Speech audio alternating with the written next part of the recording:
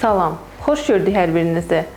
Bu həftənin seçilən sualı hansı hallarda evdə səyyar sosial xidmət göstərilməsi dayandırılır olub? Cavabı təqdim edirik.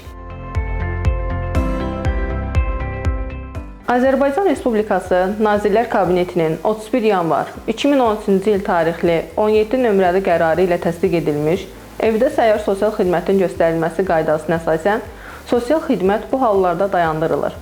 Qismən ödənişli və tam ödənişli sosial xidmətin göstərilməsi ilə əlaqədar sosial xidmət müqaviləsində nəzərdə tutulan hallarda, sosial xidmətə ehtiyacı olan şəxs əmək qabiliyyətli qohumları və ya qanuni nümayəndələri ilə eyni yaşayış məntəqəsində yaşamağa başladıqda, tənha ahıllar, əlilliyi olan şəxslər dövlət sosial xidmət müəssisələrinə yerləşdirildikdə, əlilliyi olan şəxslərin reabilitasiyası başa çatdıqda, sosial xidmətə ehtiyacı olan şəxs vəfat etdikdə.